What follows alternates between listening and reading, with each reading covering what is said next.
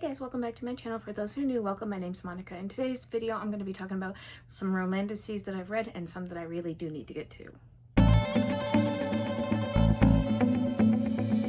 If you've been here for a while, you know that I'm relatively new to Romantasy, although I have been reading it for a long time. I just don't read it as much as other people. But anyway, let's just get into the ones that I really liked so far that I've read in 2025. So let me start with the first romantasy that I've read so far that I really liked, and it was A Dark and Secret Magic by Wallace Kinney. I gave this 4.5 stars. This one is about Hecate Goodwin. She is a reclusive head witch with a deeper magic, so she's able to do things that are past what a hedge witch can do, and her mother has repressed her abilities for very specific reason. So Matthew is a practitioner of the shadow magic, and he was banished from Hecate's house 10 years ago, but she didn't do the banishing.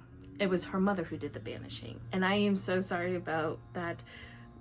My neighbors are doing their lawn, so we're all free to do what we need to do in our lives. Anyway, so he comes back after her mother has passed, because once her mother passed, the banishment was taken off. There is a lot of secrets that he has, and a lot of things that she's finding out, not just from him, but who her mother was and what her role was and why that side of her magic was repressed.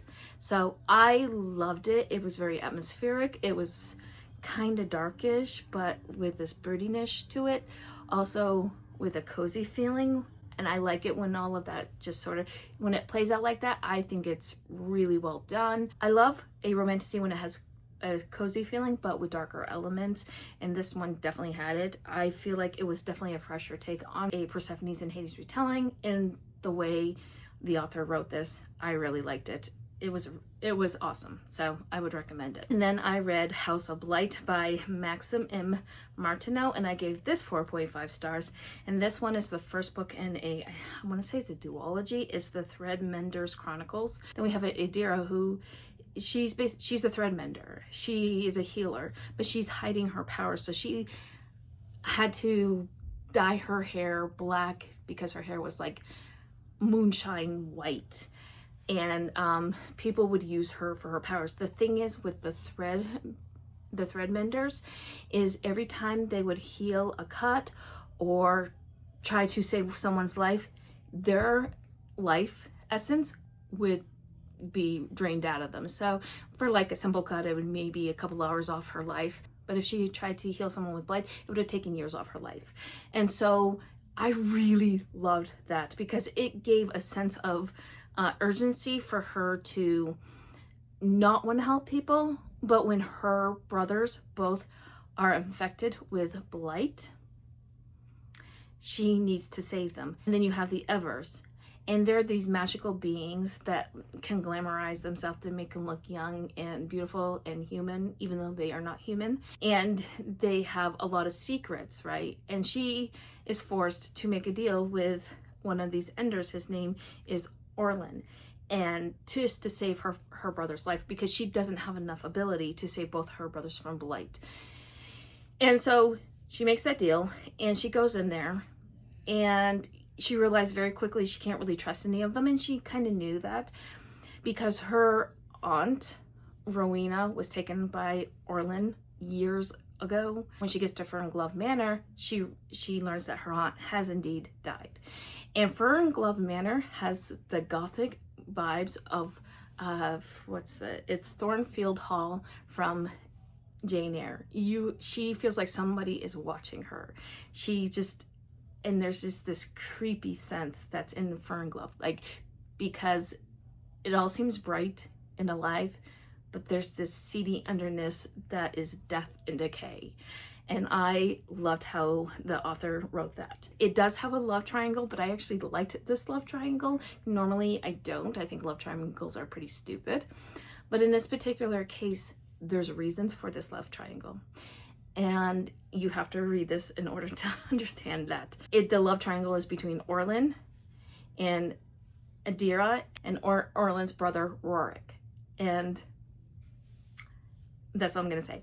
I really and thoroughly enjoyed this. I thought it was really great, and I'm really excited to read the next book in the series when it comes out. And then I read Fear the Flames by Olivia Rose Darling. I gave this 5 stars. I thoroughly enjoyed this because Eowyn, she was a very strong heroine. She was a princess and she wanted her dragons back after her father took her dragons away and tried to kill Eowyn.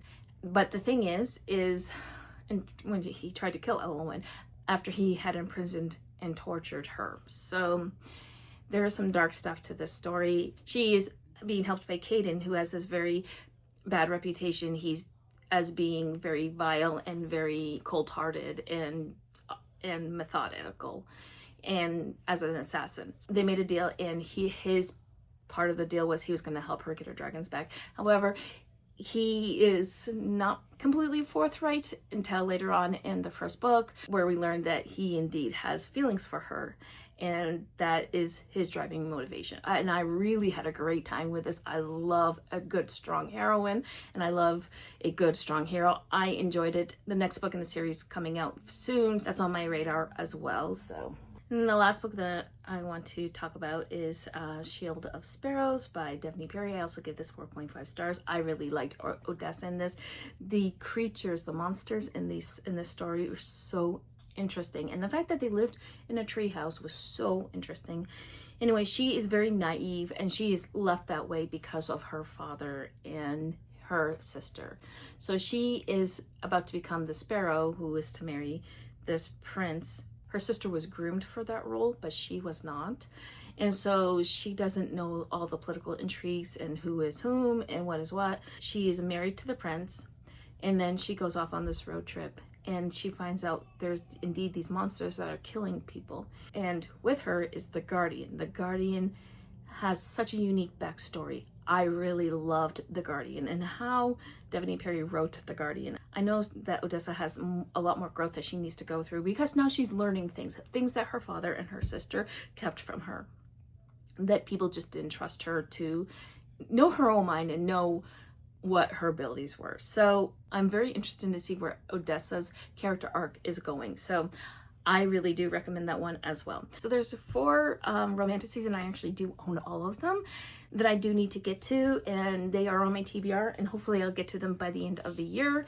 The first one is The Wind Weaver by Julie Johnson. I've heard nothing but fantastic things about this book, and I do believe this one is Dragons, Commander Scythe,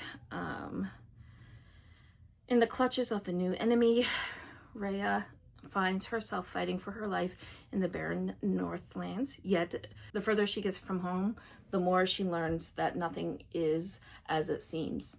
Now, her fearsome captor, not the blight that ravages her dying realm, not even herself. So, this just sounds really interesting, and I've heard nothing but fantastic things about this.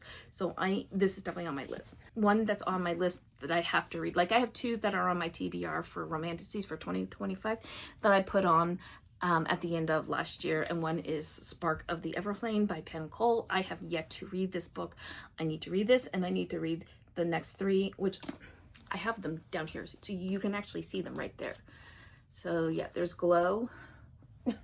There's Glow right here, and then there's Heat. So this one I absolutely need to get to sooner rather than later as well, because I do want to at least do this with Heat and Glow. So, and another one that's on my TBR for 2025 for my Romantasies that I picked last year was Metal Slinger by Rachel Schneider. This one, I heard nothing but fantastic things about this as well, and I really want to get to this one sooner rather than later. And then this one, like, literally, it came out of nowhere, and it's Direbound by Sable Sorensen. I know that everybody's been talking about this one, and I really need to get to this. Like, the audiobook is coming next week, actually, so I might be getting to this sooner rather than later. And because I heard that this was going to be fantastic, I wanted to have this on my shelves, right? And then I heard that it was going to be picked up, traditionally published, and I already have the indie copy, so there's that. Anyway, so those are the 4 romantasies that I've already read this year that I really liked and I think you should read, and the 4 romantasies that I really need to get to by the end of the year. Let me know if we have any in common. If you have any romantasies that you think I should read, please let me know that down below. And if you made it this far in this video and you want to let me know that you're here, please leave me a dagger emoji. And until next time, my friends, happy reading. Bye.